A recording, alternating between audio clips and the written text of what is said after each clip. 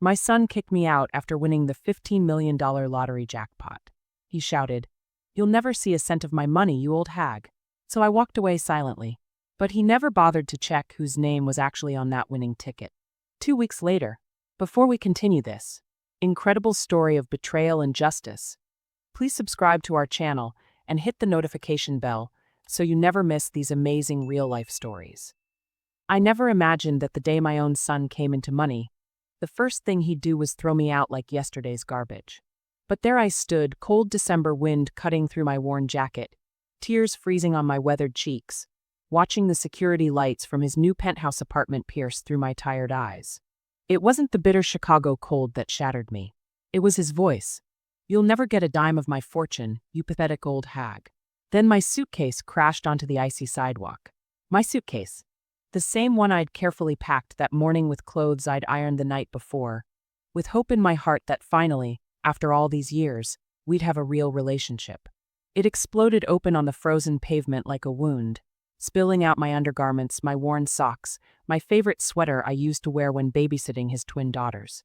My reading glasses skittered across the ice like they knew they didn't belong in this fancy neighborhood anymore. He didn't even flinch. And standing right behind him, arms crossed and sneering, was his new girlfriend barely older than his eldest daughter. The luxury building behind them still had the realtor's banners hanging from it. He hadn't even removed the sold sign yet. I didn't scream. I didn't beg. I just stood there quietly, letting the wind whip my silver hair across my face. Thank God his girls weren't there to witness their grandmother being discarded like trash. "You're nothing but a parasite," he yelled from the marble doorway. "I earned this money. You don't deserve to live off me just because you're getting old." Earned it? My jaw tightened.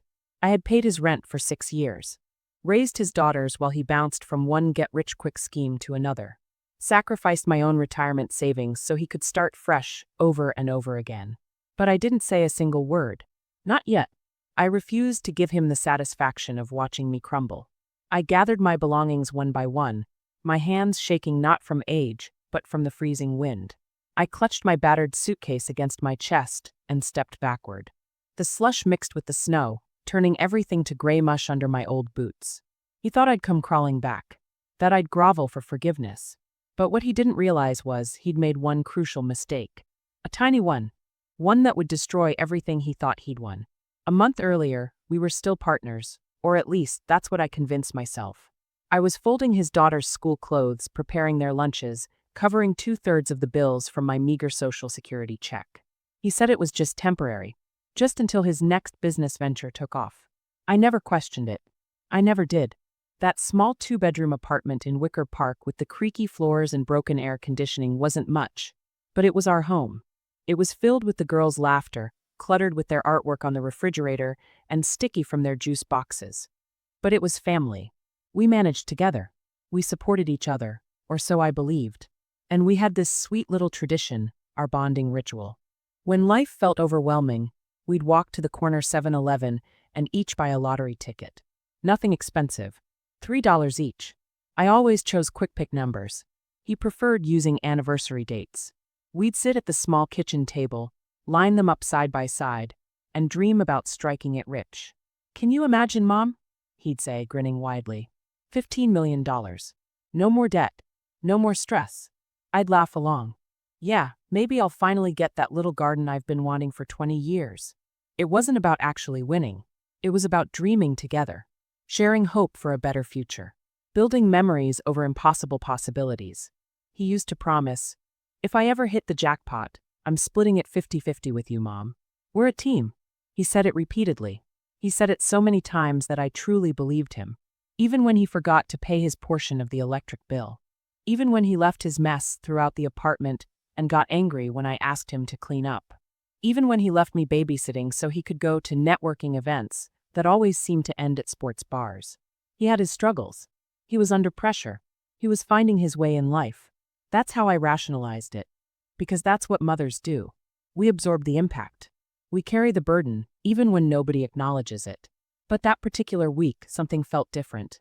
He seemed anxious, secretive, jumping at every phone call, having hushed conversations behind his bedroom door, getting irritated with his daughters. I assumed maybe he was stressed about money again. I didn't pry. But looking back, I should have. That Tuesday evening we were sitting on the couch, watching Channel 7 News. The cheerful anchor announced that a winning lottery ticket worth $15 million had been sold at our neighborhood 7-Eleven. Someone right here in Wicker Park just became incredibly wealthy, she said with a bright smile. He shifted uncomfortably next to me.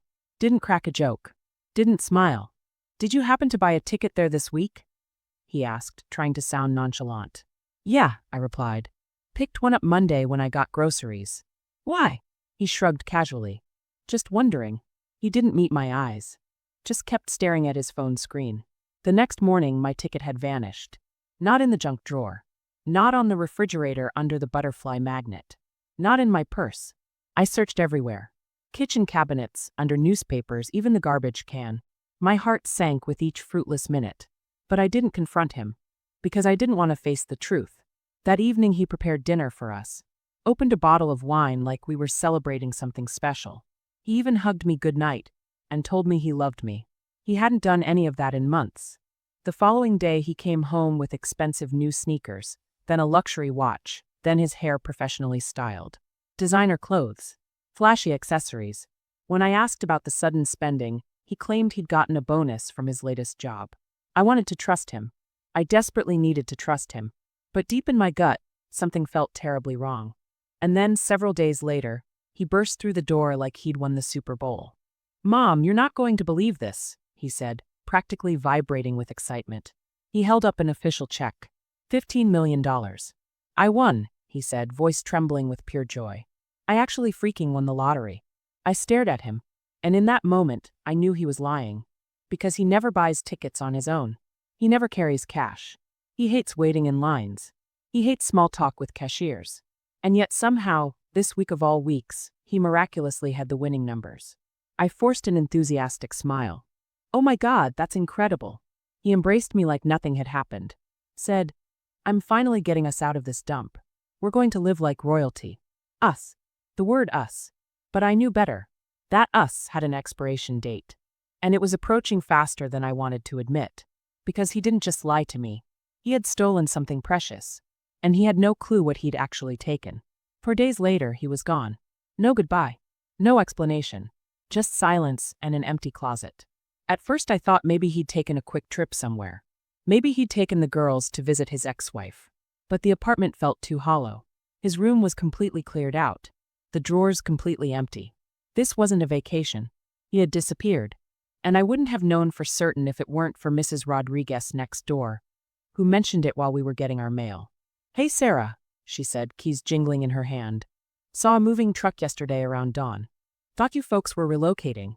I blinked hard. Moving truck? Yeah, big U-Haul. 3 guys loading furniture. Your son was out there in a brand new suit directing them like he owned the world. I couldn't respond. Just nodded, my throat constricting. He'd left before sunrise. Snuck out while I was in the bathroom, getting ready for the day like a complete fool. He didn't just move out. He fled. That word haunted my thoughts all day. Fled like I was some kind of threat. Something dangerous to escape from. A burden he'd finally gotten rid of.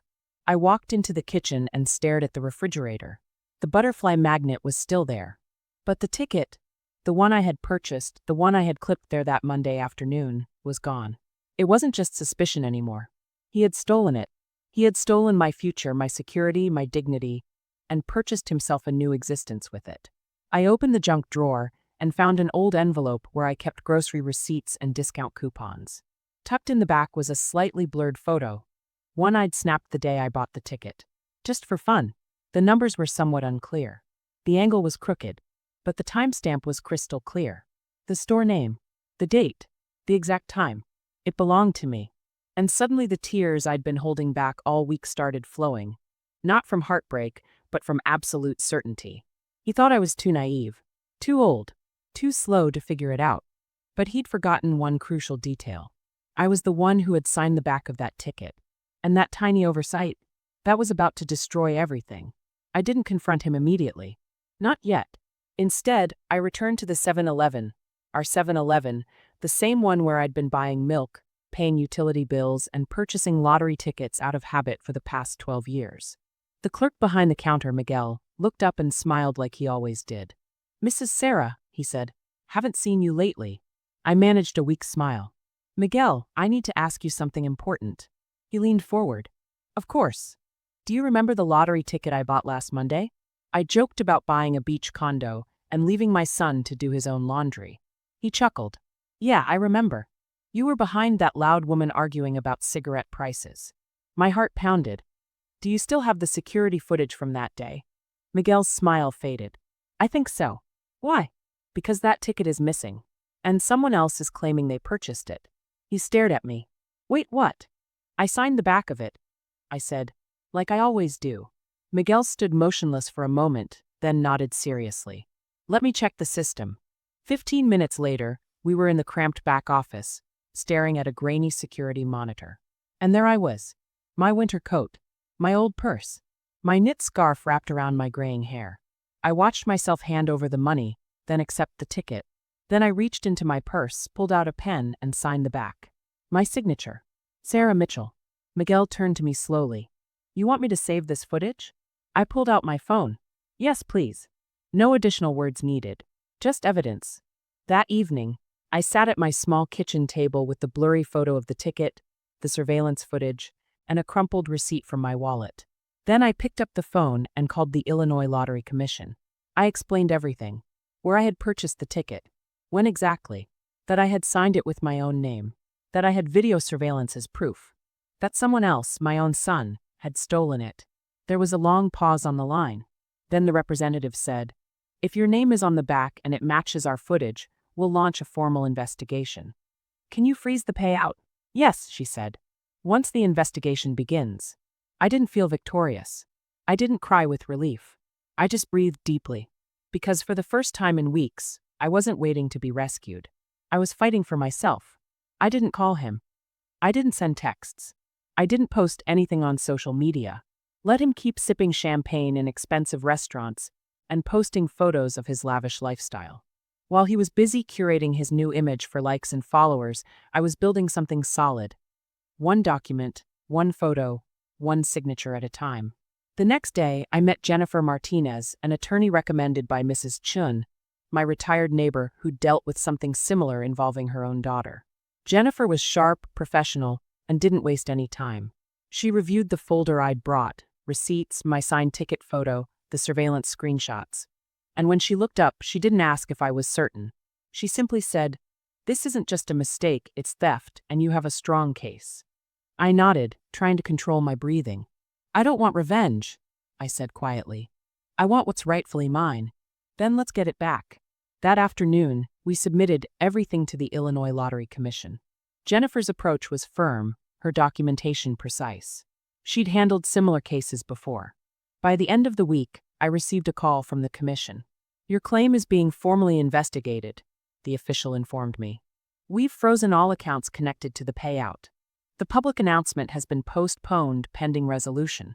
I hung up, sat in the kitchen with a cup of lukewarm coffee, and gazed out the window. No gold-plated penthouse. No luxury car. Just chipped countertops, a faded linoleum floor, and the old humming refrigerator with magnets still stuck to it. But you know what? It felt authentic. It felt like home. I still didn't contact him. Because people like my son never see disaster coming. They're too busy celebrating in the spotlight to notice the storm clouds gathering behind them. He kept posting constantly. Expensive gadgets. Poolside brunches at 5-star hotels. Another rooftop cocktail party with a new circle of admirers. He stopped posting photos with his daughters as frequently. First just occasionally. Then not at all. And that silence revealed more than any caption ever could. He had replaced family with noise. A babysitter who couldn't pronounce their names correctly. People who applauded when he called me toxic. But I remained quiet. Because my silence was no longer defeat. It was strategy. His social media became a showcase. Every post was a statement. Every caption a disguised attack on me. Finally free from parasites. Surround yourself with winners, not beggars.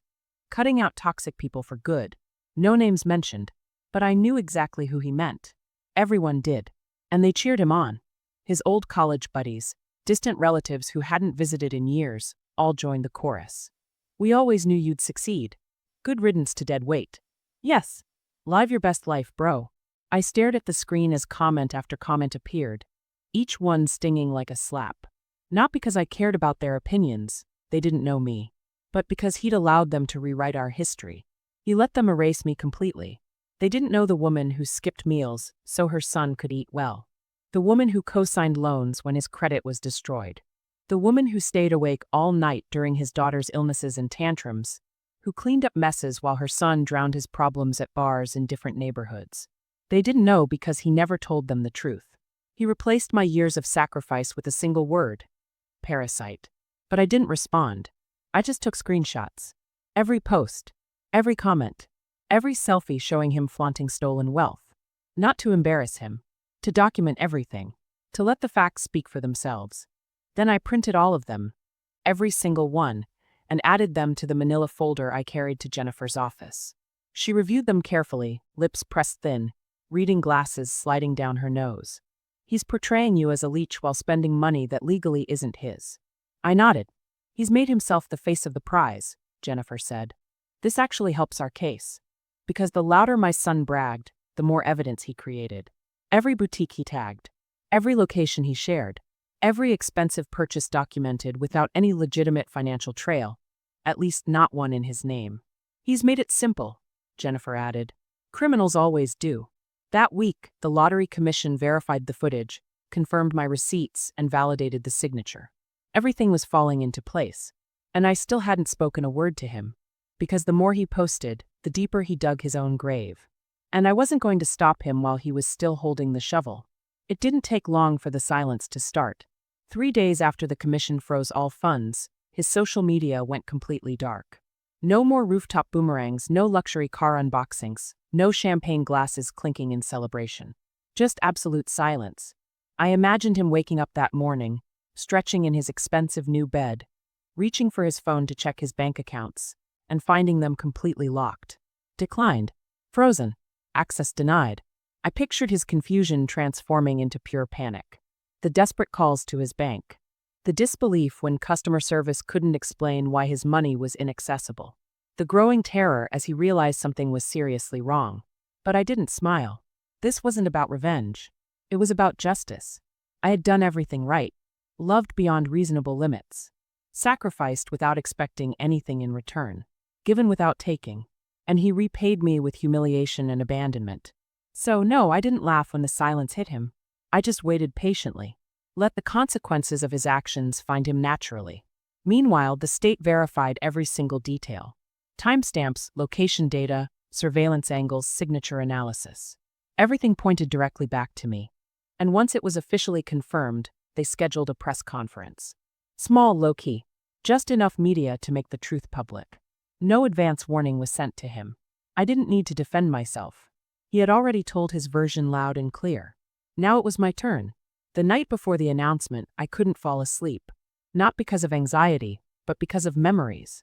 I lay in my small bed, watching shadows dance across the ceiling fan, and thought of him as a little boy, his first broken heart. His teenage tears at midnight, his whispered fears about being abandoned. How ironic. In the end, he was the one who abandoned me. But not anymore. Morning arrived, and I stood before the mirror. I pulled my hair back neatly, buttoned the blouse I used to save for special occasions, and took a long look at the woman staring back. Not a victim. Not invisible. A mother who had finally stopped giving her voice away. That day, I didn't walk into a penthouse. I walked into a small community center with Jennifer by my side. And when they called my name, I stepped forward and said it clearly. My name is Sarah Mitchell. I purchased that ticket. I signed it with my own name. I am the rightful winner. And for the first time in years, the world actually listened. The news spread rapidly. It was barely noon when my phone started buzzing like crazy. Calls, texts, voicemails. People I hadn't heard from in years suddenly remembered my number. But I didn't answer any of them. I sat calmly, hands folded in my lap, letting the waves of noise pass like distant thunder. I wasn't waiting for any of them. I was waiting for him. At 2:17 p.m., his name appeared on my screen. No photo anymore. Just his name. I answered. No greeting. No apology. Just his voice raw. Furious. Falling apart. You destroyed my life. He spat, breath ragged. You humiliated me. I said nothing.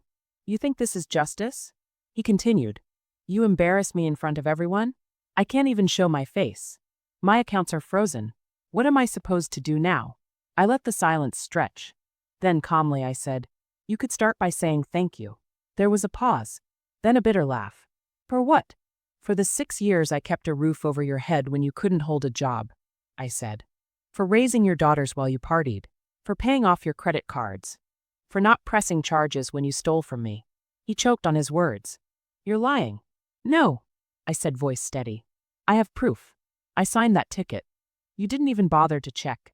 You just took it. His arrogance cracked. I could hear it in his breathing. This is revenge, he hissed. No, I replied. This is truth. You built your life on a lie. I just stopped pretending it was a palace.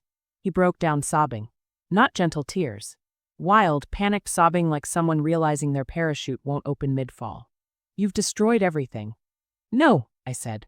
You did. I just stopped cleaning up the mess. Then his voice changed. Desperate, small. I need help. And there it was. Not remorse. Not love. Just need. I let the silence answer for me. His voice hardened again. You got what you wanted.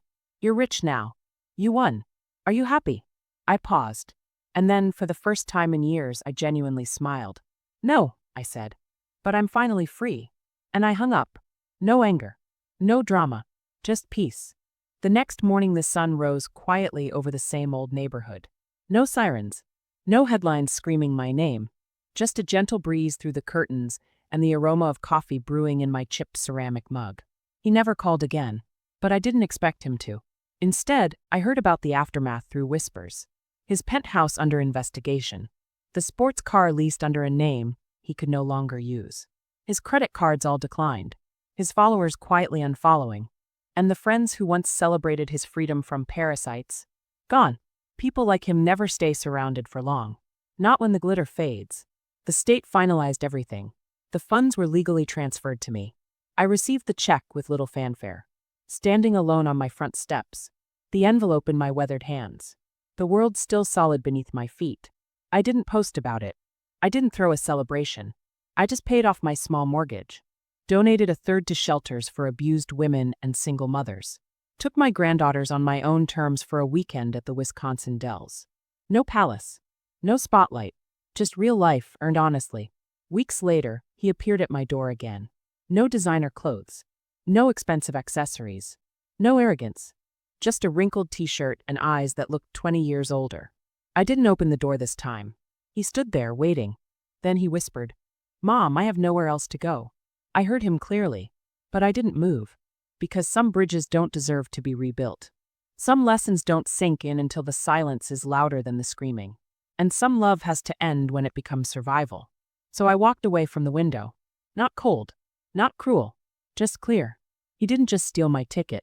He stole years of trust, of forgiveness, and drained it completely dry. But what he never understood was that strength doesn't always look like shouting. Sometimes it looks like turning around. And not looking back. This wasn't revenge. This was freedom. And in that quiet moment, standing in my own home, surrounded by peace not pity, I finally understood. He never truly abandoned me. He lost me. By choice. And I finally chose myself.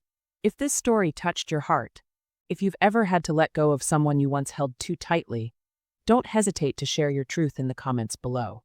Like this video if it resonated with you, share it with someone who needs to hear this message. And subscribe to our channel for more incredible real-life stories. Remember, silence isn't weakness. Sometimes it's the most powerful way to reclaim your dignity. Hit that notification bell so you never miss our latest uploads.